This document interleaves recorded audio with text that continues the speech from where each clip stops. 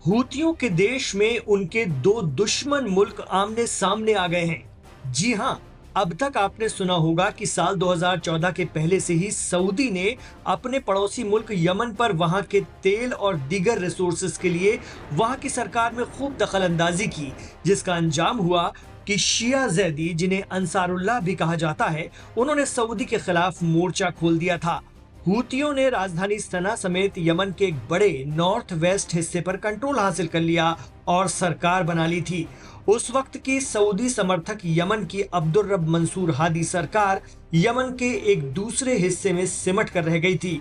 हूतियों के डर से उस वक्त के यमन के प्रेसिडेंट अब्दुल रब मंसूर हादी यमन छोड़कर सऊदी भाग गए थे और अंसारुल्लाह ने सऊदी की एयर स्ट्राइक के जवाब में उस वक्त सऊदी की सबसे बड़ी और वहां के शाही खानदान के कंट्रोल वाली तेल रिफाइनरी अरामको पर मिसाइलें दाग दी थीं।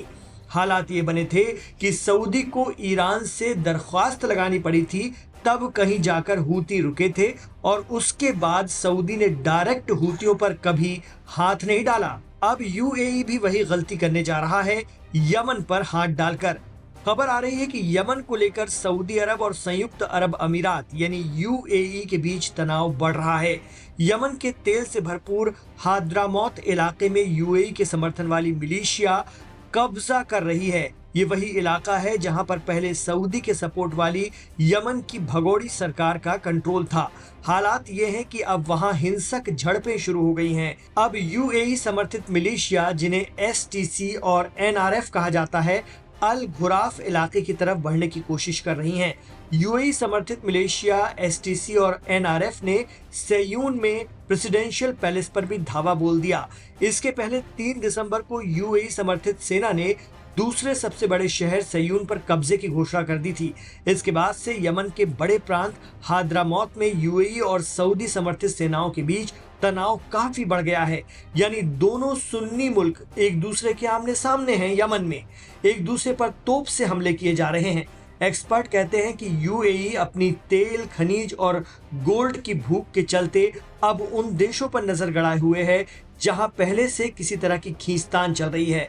ऐसे में वो एक गुट को सपोर्ट करता है, हथियार, ट्रेनिंग, पैसा और दीगर चीजें देकर खूब कत्लो गारत करवाने का इल्जाम भी उस पर लगता है। जहां सूडान में अमीर मुल्क यूएई का समर्थन वहां की सेना के खिलाफ लड़ रहे आरएसएफ के लड़ाकों को है, जिसके चलते सूडान में भारी हिंसा हुई और अब भी रुक रुक कर जारी है। यमन में उत्तर पश्चिम इलाके पर हूती विद्रोहियों का कब्जा है, जबकि दूसरे इलाकों पर सऊदी समर्थित सरकार का नियंत्रण है। यूएई के समर्थन वाले प्रशासन ने पहले यमन से दक्षिणी इलाके को अलग करने की मांग की थी, ताकि अदन समेत दक्षिण के कुछ हिस्सों पर कंट्रोल किया जा सके। ये यमन में सऊदी अरब और यूएई के बीच चल रहे तनाव को साफ दिखाता है। यमन के जिस हाद्रामौत पर यूएई का दखल बढ़ा है, वो यमन का सबसे बड़ा प्रांत है, जो देश के 1/3 से ज्यादा हिस्से में फैला है। तेल और खनिज से मालामाल होने के साथ ही इसके साथ 450 किलोमीटर लंबी तट रेखा भी है समंदर की। हाद्रामौत यमन का एक ऐतिहासिक और भौगोलिक इलाका है। वो अपनी समृद्ध संस्कृति, प्राचीन शहरों जैसे शबवा, सेयून और तरीम के लिए जाना जाता है। ये हद्रामी लोगों का घर है, जो अरब प्रायद्वीप के मूल निवासी हैं और हद्रामी अरबी भाषा बोलते हैं। ये इलाका हाल ही के वर्षों में हूती और यमन की निर्वासित सरकार के संघर्ष के बावजूद शांत हिस्सों में माना जाता था यमन के, लेकिन अब यहाँ पर यूएई की दखलंदाजी से हिंसा शुरू हो गई है। बताया जा रहा है कि यूएई इससे पहले यमन में हूती विद्रोहियों के खिलाफ लड़ाई में सऊदी अरब के नेतृत्व वाले गठबंधन में पार्टनर रहा है। बावजूद इसके रियाद और अबू धाबी यमन के संसाधनों और रणनीतिक पोर्ट पर कंट्रोल के लिए मुकाबला कर रहे हैं। हद्रामौत इस दुश्मनी का केंद्र बन गया है। यानी हूती से लड़ता हुआ सऊदी अब दोस्त यूएई से भिड़ रहा है और दोनों इस फिराक में हैं कि किसी भी तरह यमन का तेल, गैस और बाकी रिसोर्सेज पर कंट्रोल कर लिया जाए।